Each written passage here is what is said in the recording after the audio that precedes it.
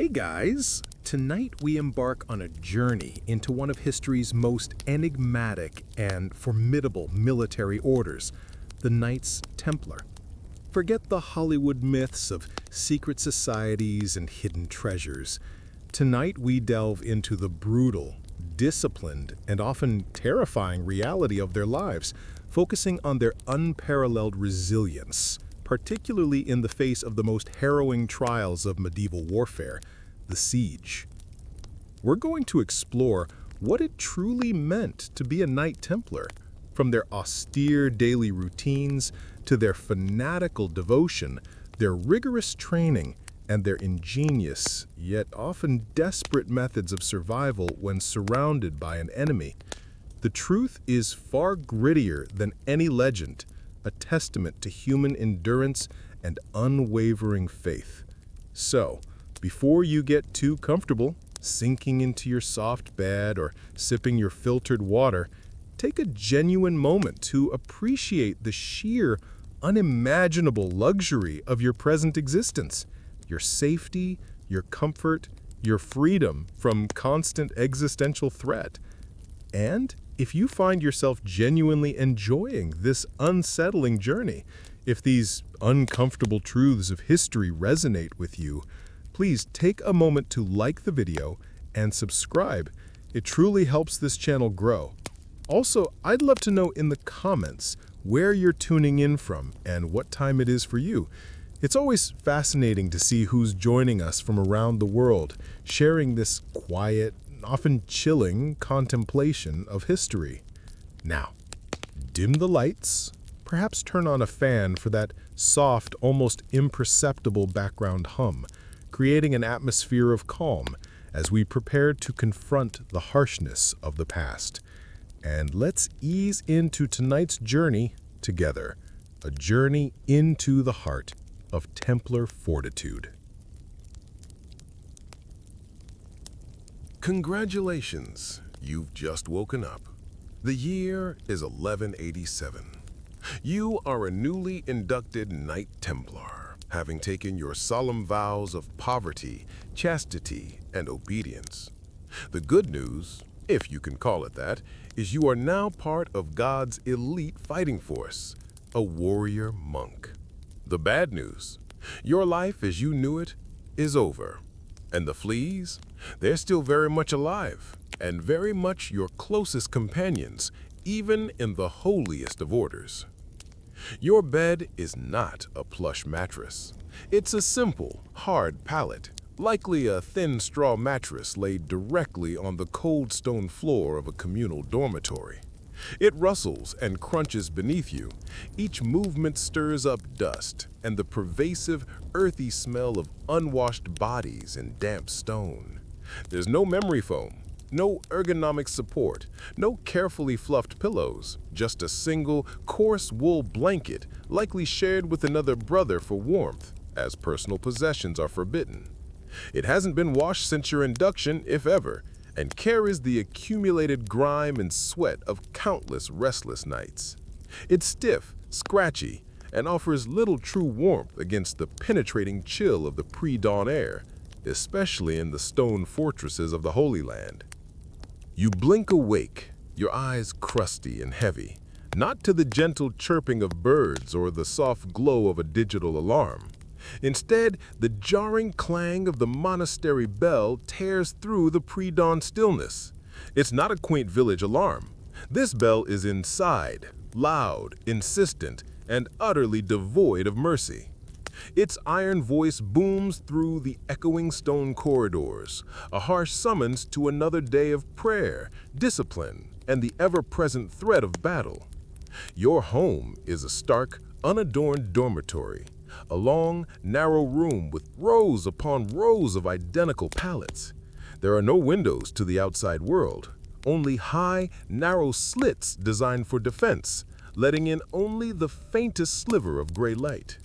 This is a truly open-concept floor plan, where dozens of brothers, stripped of their individual identities, share the same cold space. Privacy? It's non-existent. The smell? Oh, it's a fragrant symphony of piety and practicality.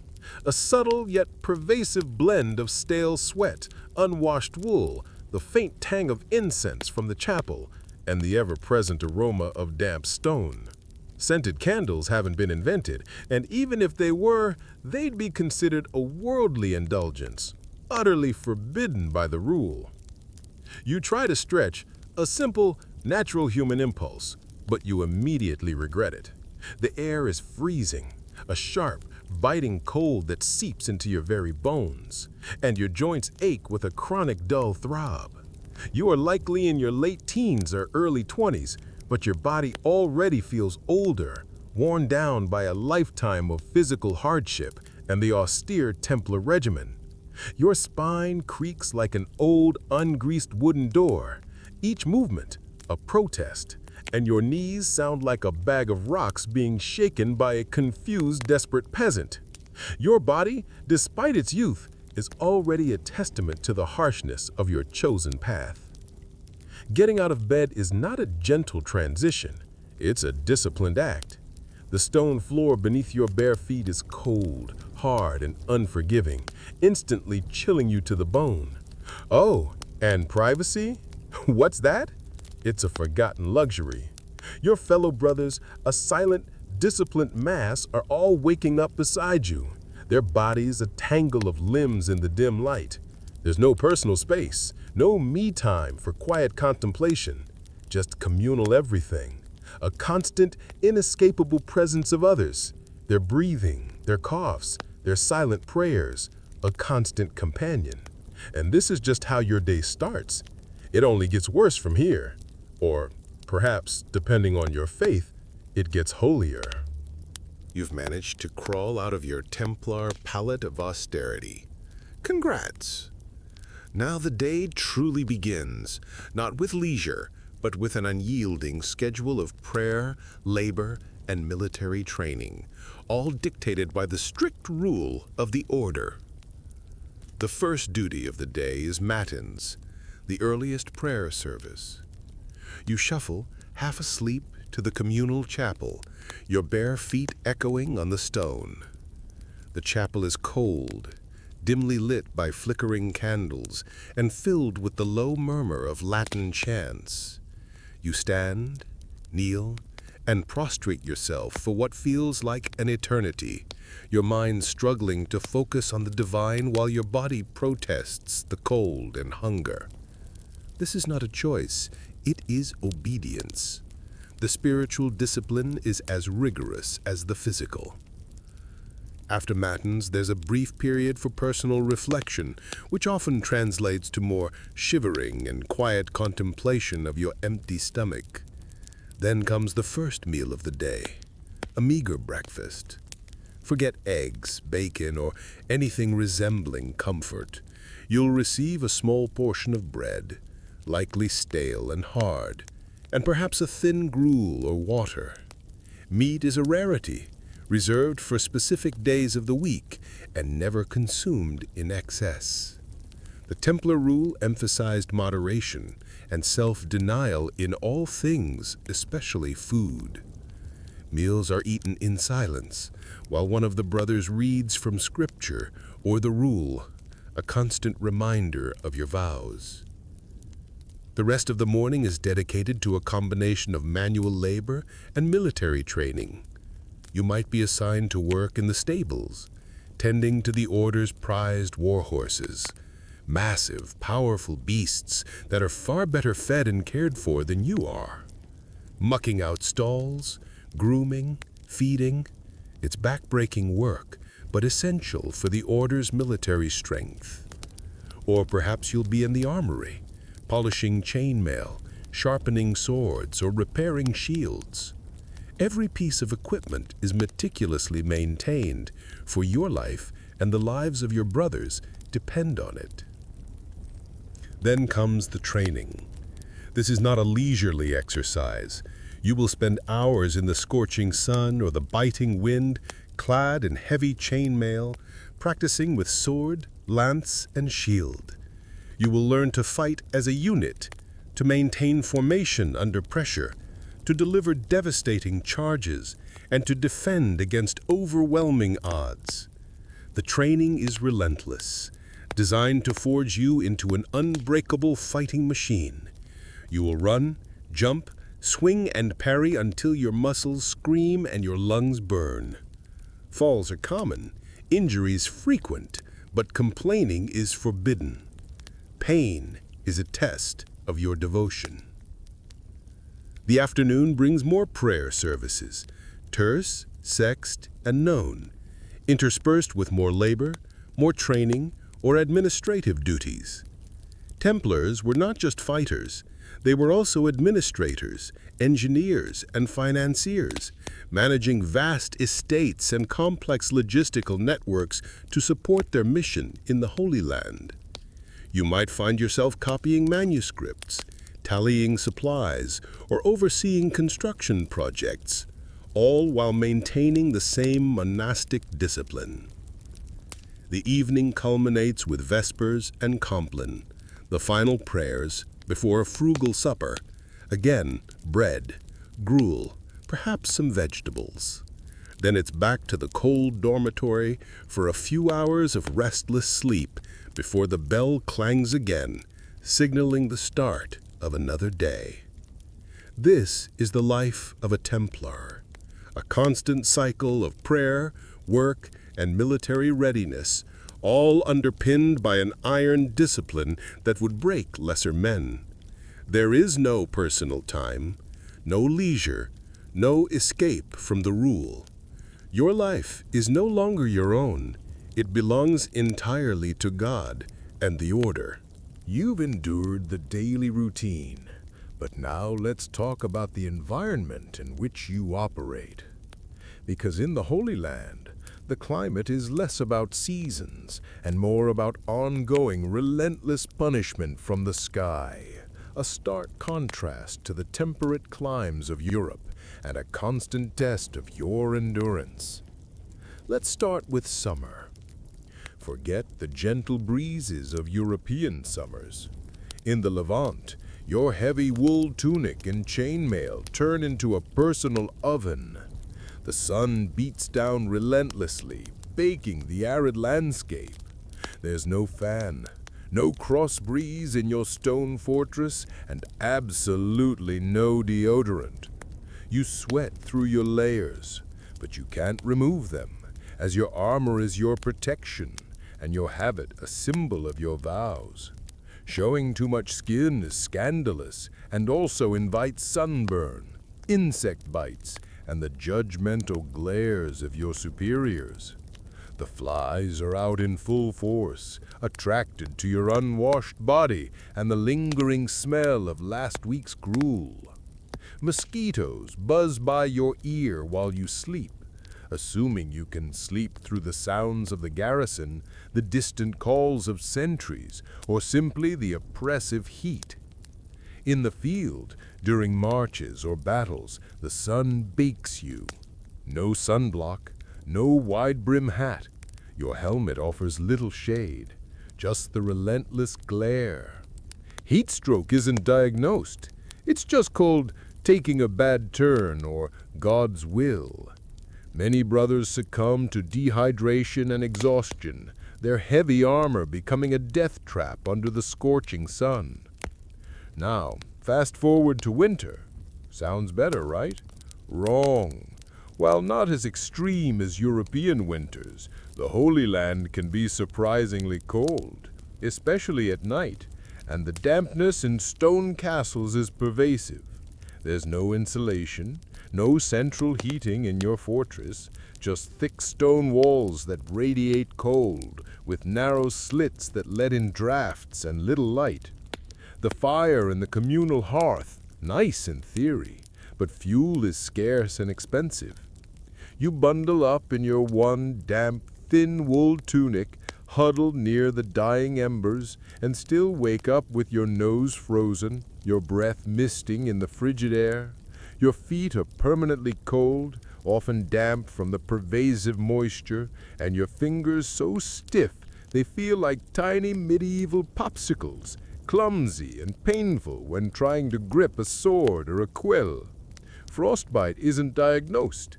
It's just called the chill of the grave or a trial of faith.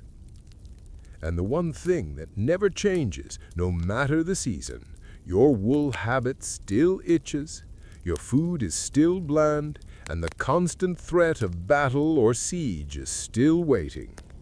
Welcome to climate control, Templar style. There is none. You are at the mercy of the elements, a constant reminder of your vulnerability and the harshness of the land you are sworn to protect. You've endured the climate, but now let's talk about the unseen enemies that are far more insidious than any Saracen blade: filth and disease. Because in the medieval Holy Land, especially within crowded fortresses, hygiene is a concept barely understood, and water, far from being your friend, is often trying to murder you quietly. Let's start with water for drinking. The communal well or cistern within the castle walls looks fresh, but spoiler alert, it's not. It's often contaminated by runoff, animal waste, or the seepage from overcrowded latrines. Parasites, bacteria, and the entire microbial army of the medieval world await in every sip. That's why, even for the Templars, weak wine or watered-down ale was often preferred, as the fermentation process offered some degree of purification. But pure, clean water, as we know it, is a luxury. One wrong gulp could mean a swift, agonizing death from dysentery, cholera, or other waterborne diseases. What about bathing? Surely, as a disciplined order, the Templars maintained strict personal cleanliness? In theory, perhaps. In practice, not as we understand it. Many medieval beliefs held that bathing opened the pores and let disease in. While Templars were required to bathe on certain holy days, and certainly before major battles, daily washing was rare. Your coarse wool habit, worn for weeks or months, accumulates grime, sweat, and body oils. There's no soap as we know it, no fragrant cleansers. You're clean if you haven't been wallowing in mud. Communal bathhouses did exist in some larger cities, but within the confines of a fortress, washing was a full production, a rare and arduous task. You'd have to haul water from the cistern, heat it over a meager fire, fuel is precious, fill a rough wooden tub, and then pray no one else used it before you, or worse, after you. The concept of personal hygiene was secondary to military readiness and spiritual purity. And the unseen tormentors? Fleas, lice, and bedbugs live rent-free on your body, a thriving ecosystem of microscopic tormentors. Everyone has them, from the newest recruit to the Grand Master himself. No one escapes. You'll be scratching your armpit with a wooden spoon while chanting prayers, and no one will even bat an eye. It's simply a fact of life, a universal affliction. Your skin is raw from constant rubbing, your scalp a battlefield of bites and scabs. And if you develop a rash, well, too bad. There's no dermatologist, no hydrocortisone. You just keep on suffering silently as part of the collective Templar experience. And if you're lucky enough not to get a secondary infection from all that scratching, great. That rash will simply accompany you for the next 6 months, like an unwanted medieval sidekick. Oral hygiene? A non-existent concept. No toothbrushes, no toothpaste. Your teeth, already suffering from a diet of hard bread and general neglect, continue their slow decay. Toothaches are a common agony, treated, if at all, by crude extractions performed by a barber surgeon, often without any pain relief. The screams of patients from the makeshift infirmary are a common chilling sound in any Templar stronghold. Infected tooth? Hope you like thievers, because without antibiotics, a simple tooth infection could easily turn into sepsis, a systemic infection that could kill you. That's right, The same thing that sends us to a pharmacy today could be your funeral in the 12th century. The greatest threat in a Templar fortress, however, is not the enemy outside, but the disease within. Crowded conditions, poor sanitation, and a complete lack of understanding of germ theory make these strongholds breeding grounds for epidemics.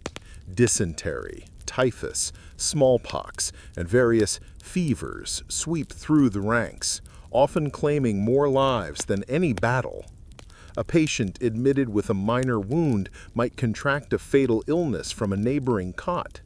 Surgical wounds, even minor ones, frequently become infected, leading to sepsis, gangrene, or erysipelas, common killers in the pre-Lister era.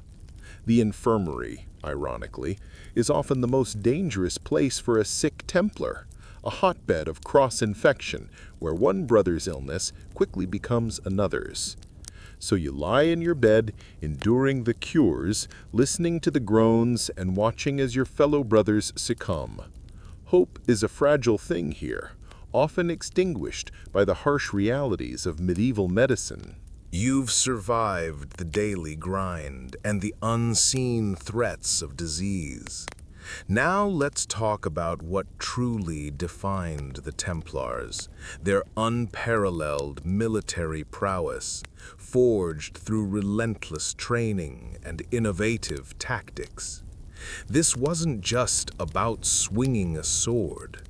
It was about precision, discipline, and a fanatical dedication to victory. From the moment a novice joined the order, his life became a continuous military academy. Forget the leisurely training of feudal knights. Templars were professional soldiers, drilled constantly, year-round. Their training wasn't just about individual skill, but about fighting as an unbreakable unit. You would spend hours every single day in the scorching sun or the biting wind, clad in heavy chainmail, practicing with sword, lance, shield, and mace. The primary tactic of the Templars was the heavy cavalry charge. This was not a chaotic rush. It was a meticulously drilled maneuver, executed with terrifying precision. You would learn to ride in tight formation, knee to knee with your brothers, a living, breathing wall of steel and horse flesh. The goal was to hit the enemy lines with the force of a battering ram, to break their formation, and to create chaos. You would practice this charge repeatedly until it became instinctual, a second nature. The thunder of hundreds of hooves, the glint of steel, the collective roar of Beauseant, the Templar battle cry, referring to their black and white banner. It was designed to be psychologically devastating to the enemy. But the charge was only the beginning. You were also trained in melee combat, fighting hand-to-hand in the thick of battle.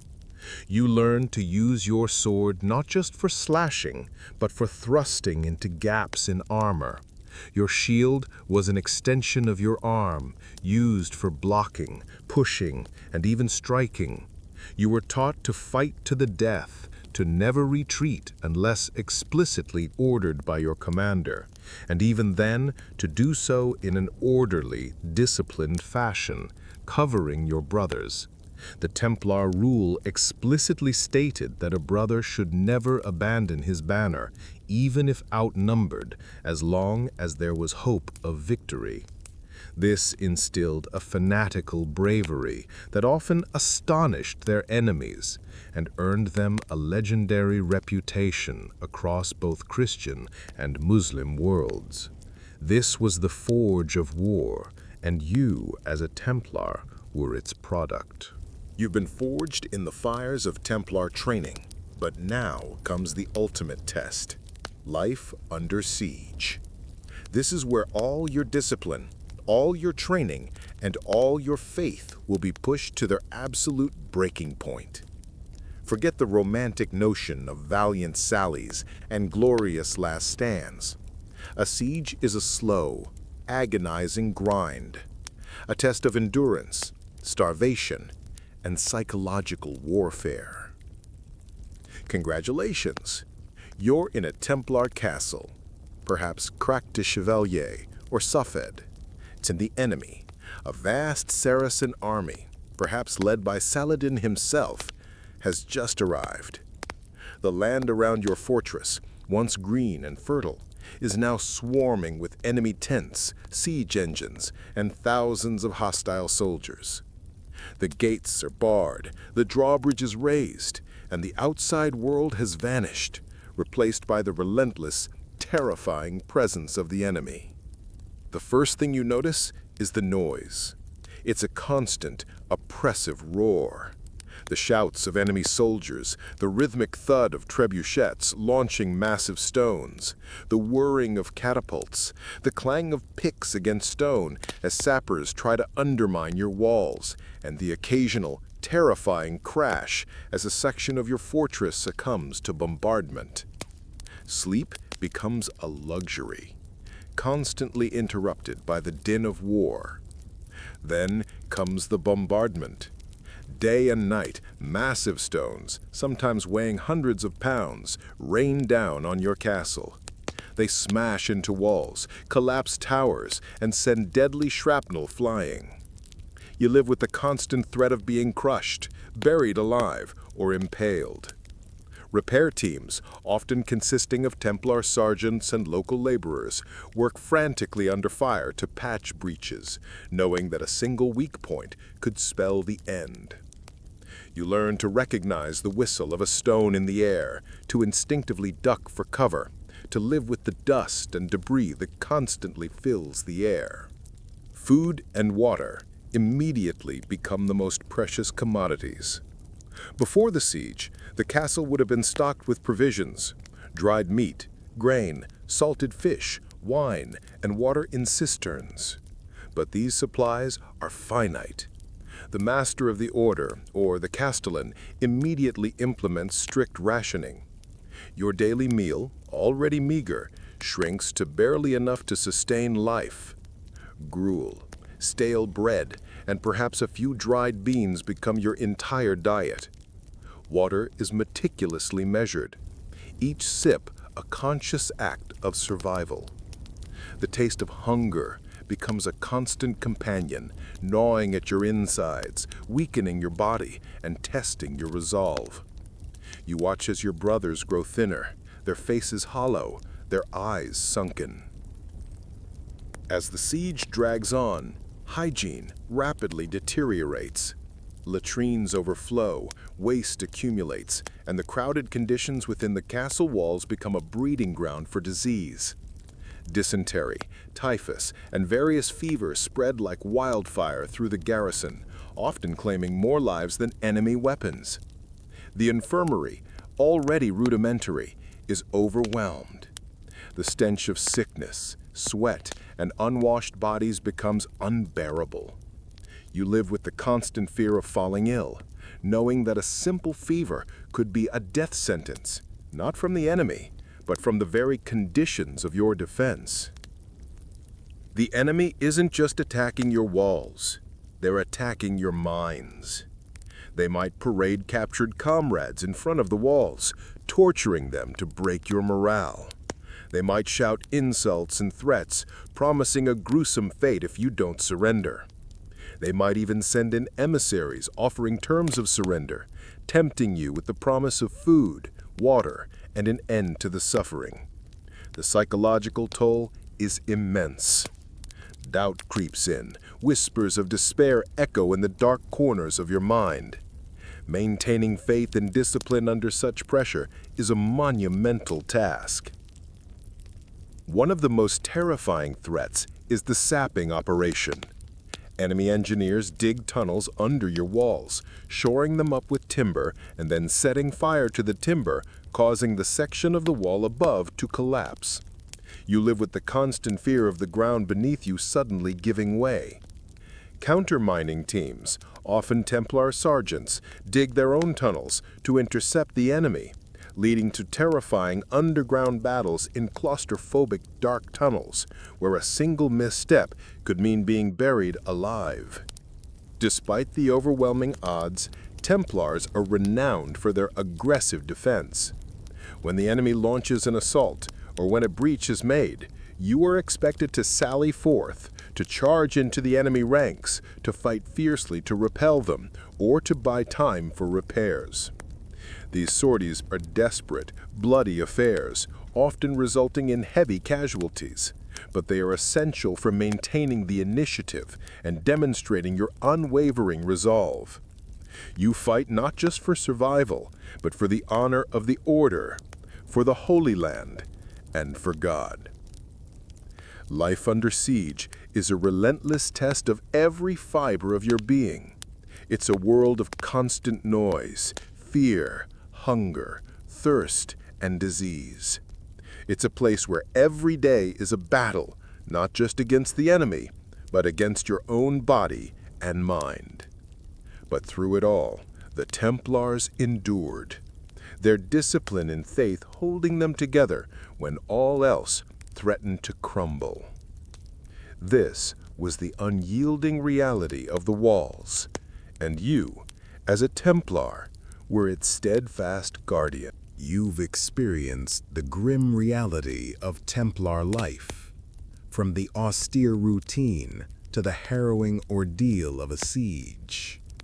But what truly held the Order together, what allowed them to endure such unimaginable hardships, was the unbreakable bond of brotherhood forged in the crucible of faith and war. This wasn't just a military unit. It was a family, albeit a very strict and disciplined one. The Templars operated under a rigid hierarchical command structure, essential for their effectiveness in battle and their monastic life. At the very top was the Grand Master, elected for life, answerable only to the Pope. Below him were the Seneschal, his deputy, the Marshal, responsible for military affairs, the Draper, responsible for clothing and supplies, and the Commander of the Land, responsible for the Order's affairs in the Holy Land. Within each castle or commandery, there was a castellan or commander responsible for the day-to-day operations and defense. As a common knight or sergeant, you were at the bottom of this pyramid, but your role was no less vital. You obeyed orders without question, knowing that the discipline of the unit was paramount. This strict chain of command ensured that decisions were made swiftly and executed efficiently, a critical advantage in the chaos of battle or the prolonged agony of a siege. Despite the strict hierarchy, a profound sense of brotherhood permeated the Order. You lived, trained, fought, and prayed alongside your fellow Templars.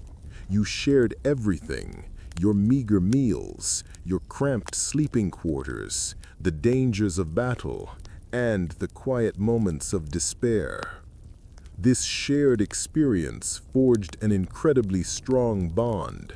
You knew that the brother fighting beside you, knee to knee in the charge, or standing shoulder to shoulder on a crumbling wall, would fight to the death to protect you, just as you would for him. This camaraderie was reinforced by their monastic vows. They had forsaken worldly possessions, family ties, and personal ambition.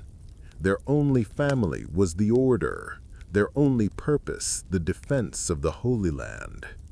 This created a unique form of loyalty, a devotion not just to a commander, but to the collective ideal of the Templar Brotherhood. While brotherhood was strong, so was discipline. The Templar rule was meticulously enforced. Any infractions, from minor disobedience to cowardice in battle, were met with swift and often harsh punishment. Punishments could range from public reprimands, reduced rations, solitary confinement, or even flogging for serious offenses. Repeated or severe transgressions could lead to expulsion from the order, a fate often considered worse than death, as it meant a return to a world for which you were no longer suited, stripped of your honor and purpose. This strict discipline, however, was not arbitrary. It was designed to maintain order, to ensure military effectiveness, and to uphold the spiritual purity of the order. It instilled a deep sense of responsibility and accountability, ensuring that every brother understood his role and the consequences of failure. During a siege, the quality of leadership was paramount. The castellan or commander had to be a man of immense courage, strategic acumen, and unwavering resolve. He was responsible for rationing supplies, organizing defenses, leading counterattacks, and most importantly, maintaining the morale of the garrison. His presence on the walls, his calm demeanor under fire, and his unwavering faith were crucial in inspiring his brothers to endure. You, as a Templar, learned to trust your commanders implicitly. Their experience, their tactical judgment, and their commitment to the order were your best hope of survival. This trust, forged in countless drills and battles, was the bedrock of Templar resilience. It was the brotherhood of the sword, bound by faith and discipline, that allowed them to face down overwhelming odds and write their legendary chapter in the annals of medieval warfare. You've seen the discipline and the brotherhood. Now let's examine the tools of their trade. The weapons and armor that made the Knights Templar such formidable opponents on the battlefield. This wasn't just about brute force. It was about effective technology, meticulously maintained and wielded with deadly precision. A Templar knight was a walking fortress of steel and leather. Their primary protection was chainmail, hauberk, a tunic made of thousands of interlocking metal rings covering the body from neck to knee, with integrated mittens for hand protection. This was heavy, weighing perhaps 25 to 35 pounds, but flexible enough to allow movement. Underneath, you would wear a padded gambeson or accaton, a thick quilted garment that cushioned blows and prevented the chainmail from chafing your skin. Over the chainmail, you wore the distinctive white surcoat with the red cross, a symbol of your holy mission and a way to identify friend from foe in the chaos of battle. Your head was protected by a helmet. Early Templars might have worn conical nasal helmets, but by the late 12th century, the great helm or pot helm became common, a flat-topped cylindrical helmet with narrow eye slits, offering excellent protection but limited visibility and breathability. Later, the bassinet with a visor offered a better balance. For leg protection, chausses of chainmail were worn, covering the legs and sometimes padded hose underneath. A shield, typically a kite-shaped or later a heater-shaped shield, was carried, often emblazoned with the red cross on a white or black background. This provided crucial protection against arrows, spears, and sword blows. All this armor, meticulously cleaned and maintained, could easily weigh 50 to 70 pounds, a burden that required immense strength and endurance to wear for hours in battle or under the scorching sun. The Templar arsenal was designed for efficiency and lethality. The lance, This was the primary weapon of the heavy cavalry charge. A long, heavy wooden pole, 10 to 14 feet, tipped with a sharp steel head. It was wielded with devastating force, designed to impale or unhorse an enemy. You would carry it couched under your arm, using the momentum of your charging warhorse to deliver a crushing blow. The sword. Once the lance was broken or lost in the melee, the long sword or arming sword became your main weapon. Typically single-handed, with a crossguard, it was designed for cutting, thrusting, and hacking through opponents. Templars were trained to use it with brutal efficiency, aiming for vulnerable points in enemy armor. The mace or axe. For close quarters combat, especially against heavily armored foes, the mace, a heavy blunt weapon with a flanged or spiked head, or a battle axe, was invaluable. These weapons delivered concussive blows that could crush bones and dent armor, even if they didn't penetrate. The dagger, rondel, or basilard. A short, sharp dagger was carried as a last resort, used for dispatching fallen enemies or for fighting in extremely close quarters where a sword was impractical. The crossbow. While knights primarily fought with melee weapons, the Templars also employed crossbowmen, often sergeants or hired mercenaries. The crossbow was a powerful, accurate weapon that could pierce armor at range, making it highly effective in siege warfare and skirmishes. Templars were known for their pragmatic approach to warfare, adopting any effective technology. The war horse. No discussion of Templar weaponry is complete without mentioning the war horse. These were massive, powerful destriers, specifically bred and trained for battle. They were heavily armored themselves, with padded barding and sometimes plate protection, and were capable of carrying a fully armored knight into a crushing charge. The Templars took immense pride in their horses, caring for them meticulously, as they were indispensable to their military effectiveness. Every piece of equipment, from the smallest buckle to the largest trebuchet, was considered an instrument of God's will to be used for the defense of the Holy Land. This combination of heavy armor, specialized weapons, and the powerful war horse, wielded by fanatically disciplined warriors, made the Knights Templar a truly fearsome sight on the medieval battlefield, a testament to the deadly efficiency of their arsenal. You've seen the Templars' daily life, their battle prowess, and their formidable defenses. But none of this would be possible without a hidden, often overlooked aspect of their power, their sophisticated logistical network. Because even the most disciplined warrior cannot fight on an empty stomach, or with a broken sword, or without reinforcements. The Templars were not just warrior monks. They were also astute administrators and businessmen.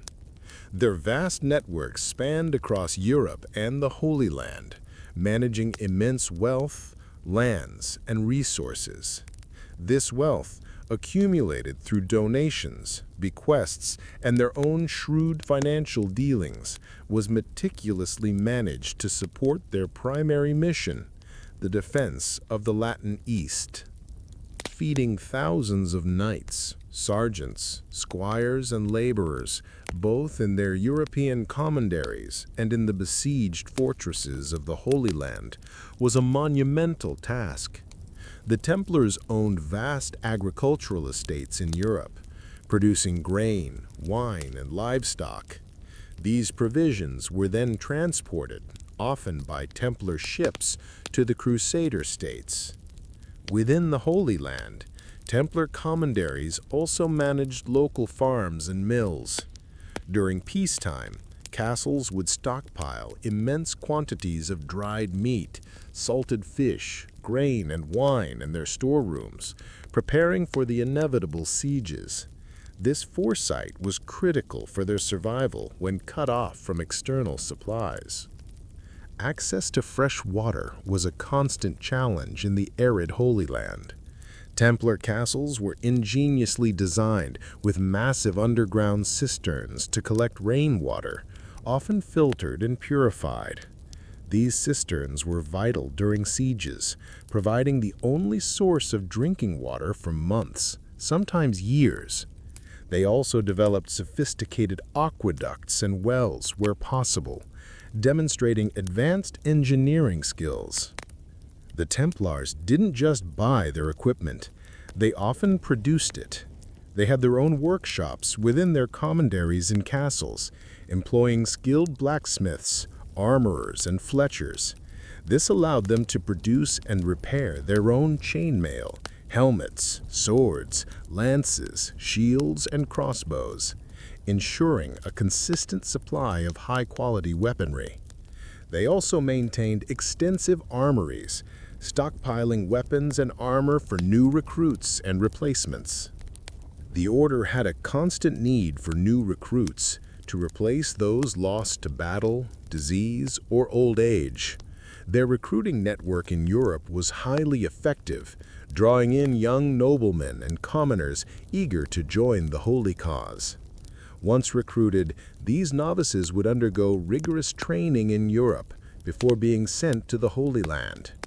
The Templars also maintained a system of contingents, groups of knights and sergeants that could be rapidly deployed from their European commanderies to reinforce their garrisons in the East. This ability to draw on a constant stream of fresh, trained manpower was a significant advantage. All of this required immense financial resources.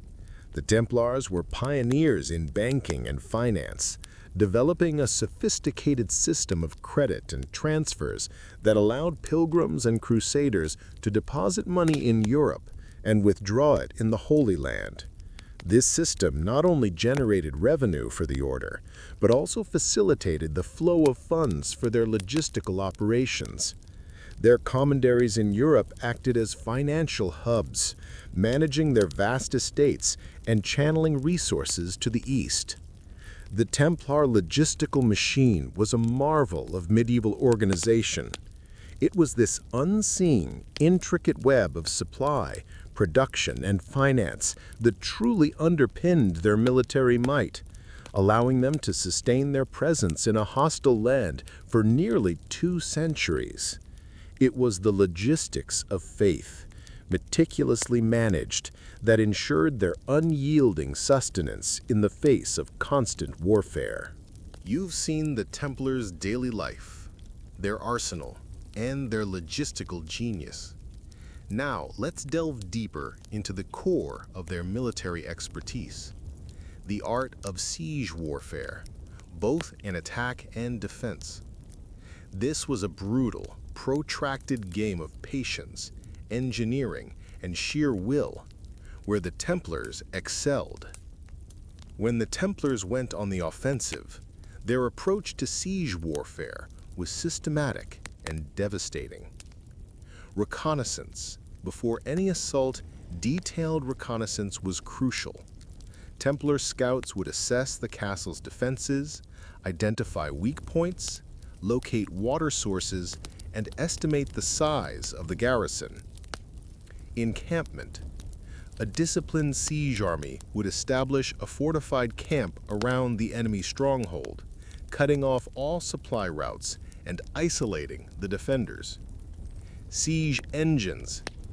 The Templars or their allied Crusader forces would deploy a range of powerful siege engines.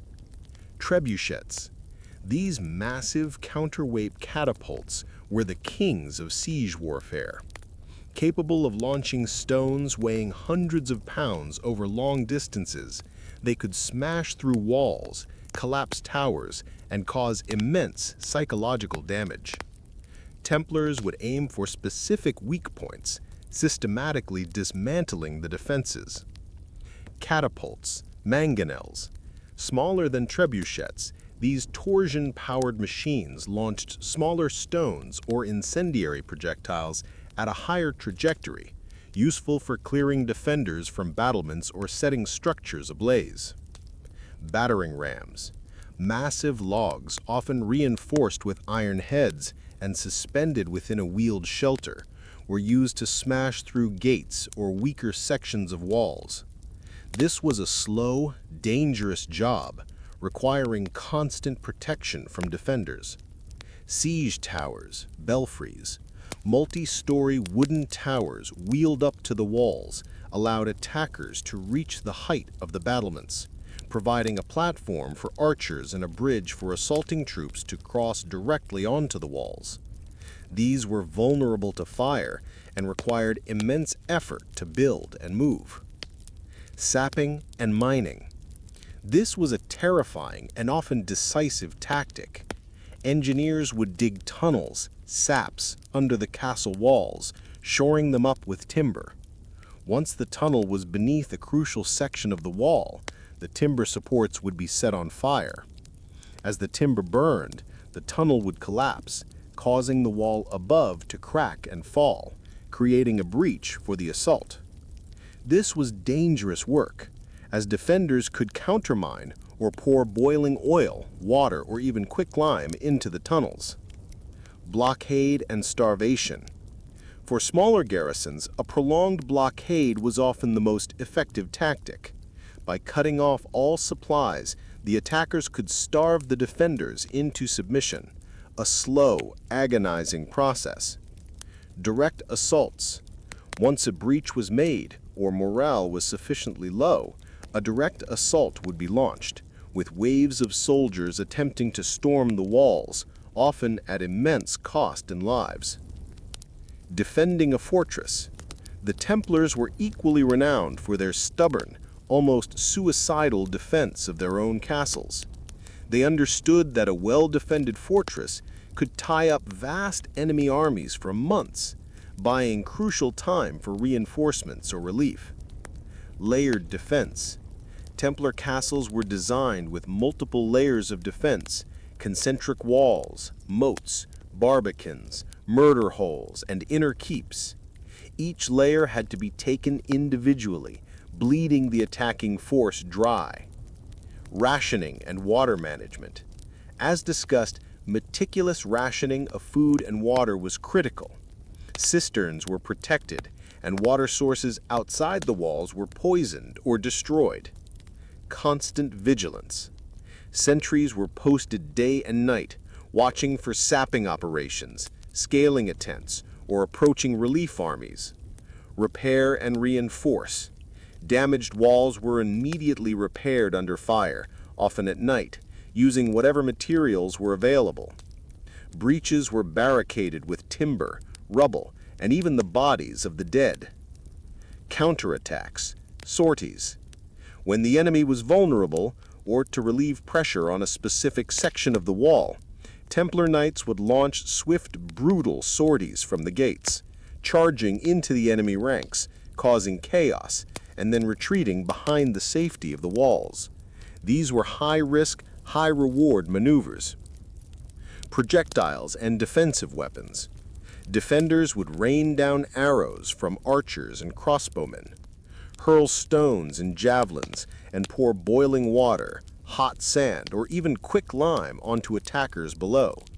Murder holes in gatehouses allowed defenders to drop projectiles directly onto attackers trapped in the entryway. Maintaining morale, this was perhaps the most crucial aspect of defense. The castellan or commander had to inspire his men, remind them of their vows, and maintain discipline under relentless psychological and physical pressure. Religious services, rousing speeches, and the unwavering example of the Templar knights themselves were vital. Life under siege, whether attacking or defending, was a brutal, protracted test of endurance, ingenuity, and unwavering resolve. The Templars, with their advanced engineering, their disciplined tactics, and their fanatical bravery, were masters of this deadly art, writing their names into history with the stones of their unyielding fortresses. You've witnessed the Templars at their peak, their formidable castles, their disciplined warriors. But even the most devout and skilled military order could not stem the tide of a unified and determined enemy. The late 12th and 13th centuries saw the gradual, agonizing fall of the Crusader states, a period of relentless struggle that tested the Templars to their absolute limits. The turning point was arguably the Battle of Hattin in 1187. This was a catastrophic defeat for the Crusader forces, including a significant contingent of Templars. Lured into a waterless plain by Saladin's forces, the Christian army was decimated by heat, thirst, and relentless Saracen attacks. The true cross, a sacred relic, was captured, and many Templars were executed on Saladin's orders, as he viewed them as the most dangerous and fanatical of his foes. This battle effectively shattered the Crusader military power and led directly to the fall of Jerusalem to Saladin in 1187. The loss of Jerusalem was a devastating blow, but the Templars did not give up. They continued to defend their remaining strongholds, becoming the last bastions of Christian power in the Levant.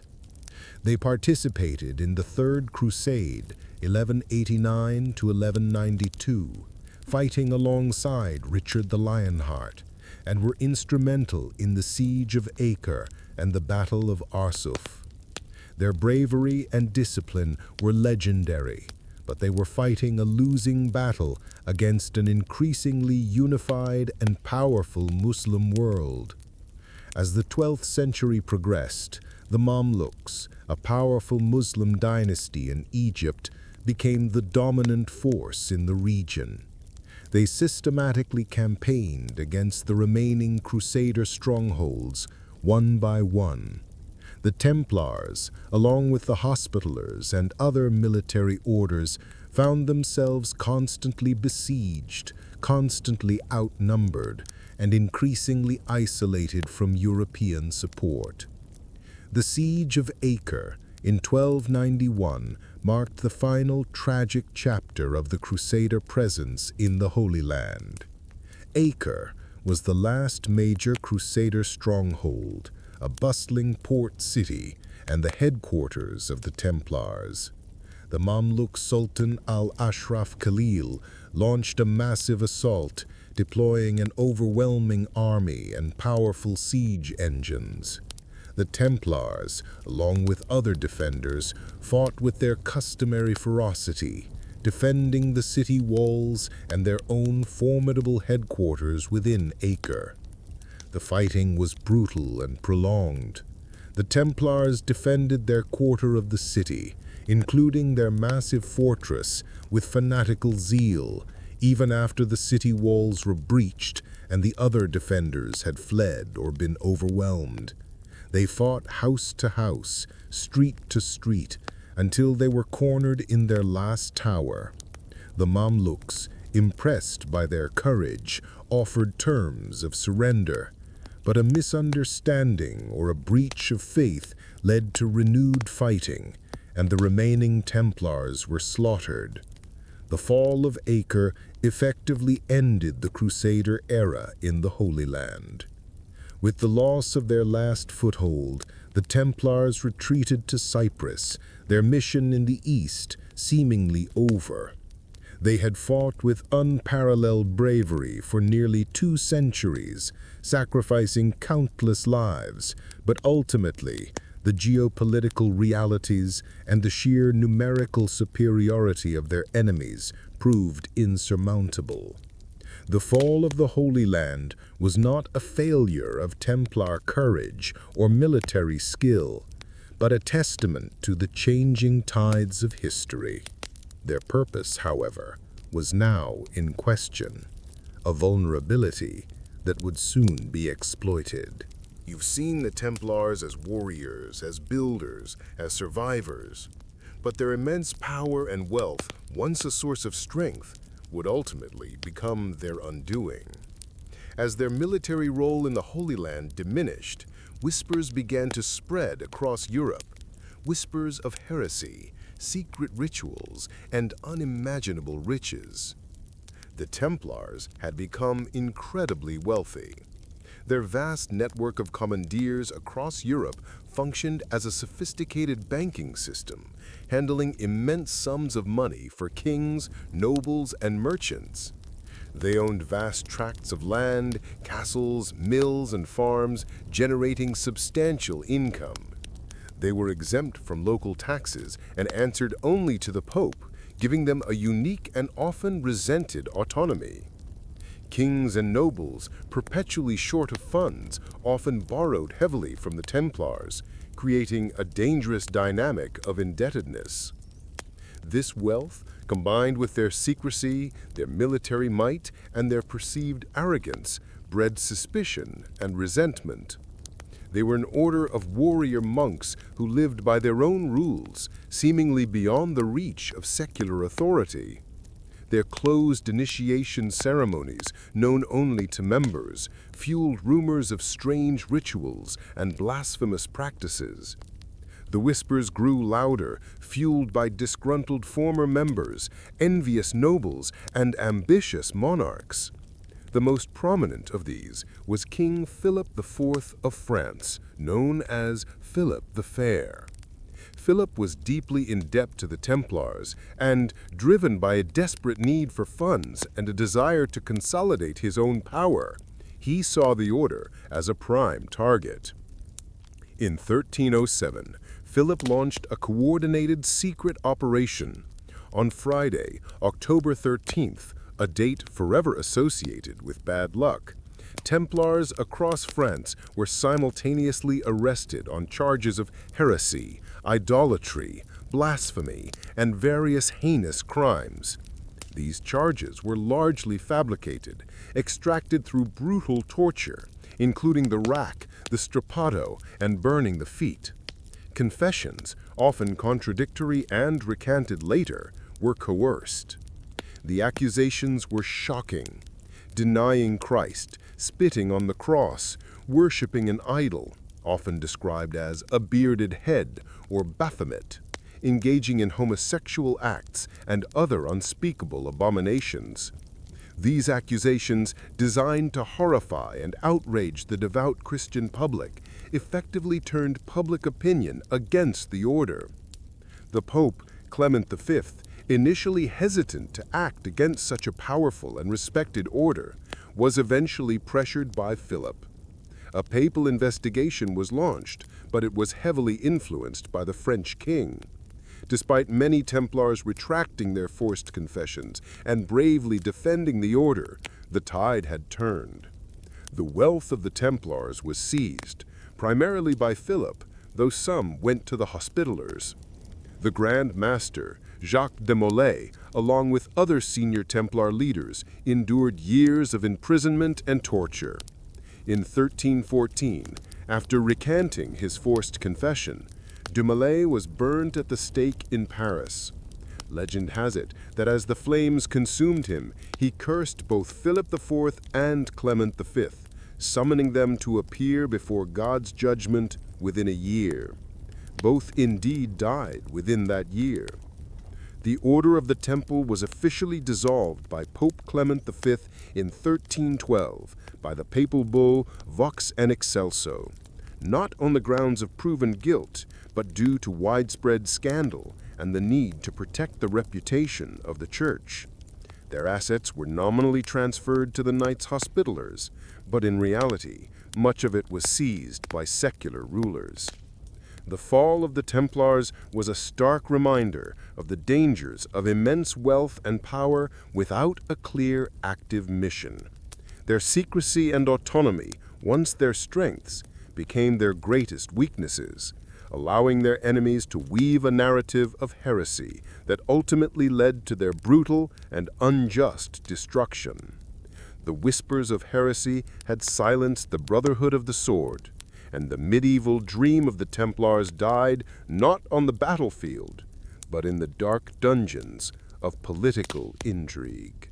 You've witnessed the rise and fall of the Knights Templar, from their disciplined beginnings to their tragic end. But even in their destruction, their legacy endured, morphing into a powerful legend that continues to fascinate and intrigue us today. The enduring mystery.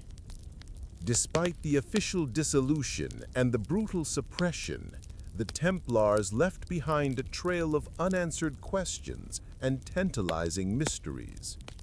What really happened in their secret initiation rituals?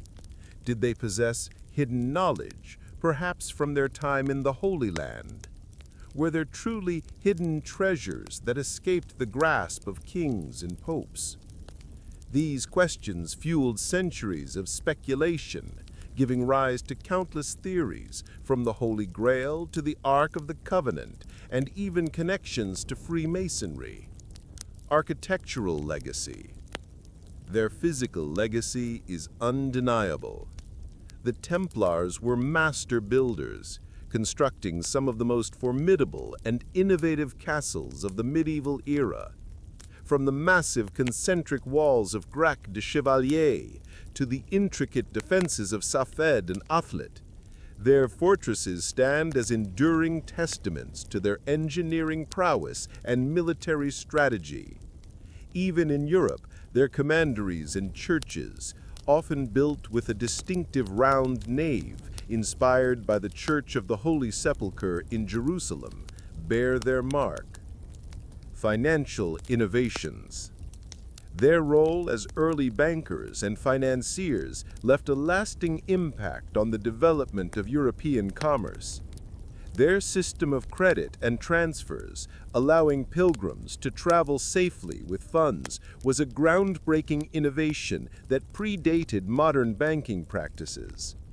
Their extensive network and meticulous record-keeping demonstrated a level of administrative sophistication far ahead of their time. Military influence.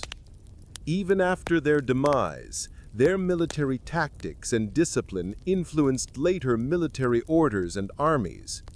Their emphasis on the heavy cavalry charge, their unit cohesion, and their unwavering resolve in battle set a standard for professional soldiery in the Middle Ages. The symbolism of the Red Cross.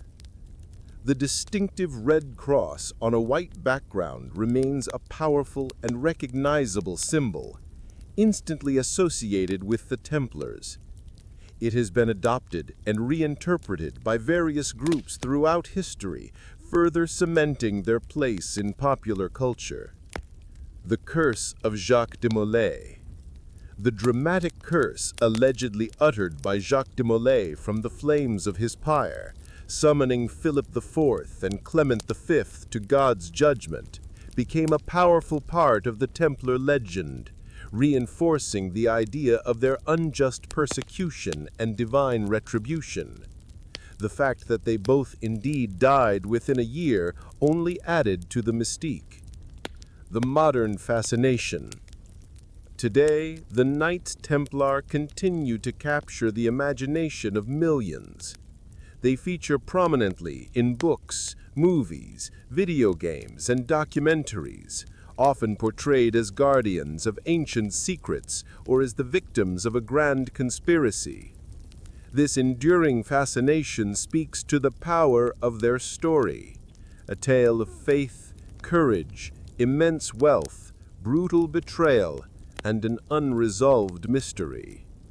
The Knights Templar, though officially dissolved centuries ago, never truly vanished from the collective consciousness.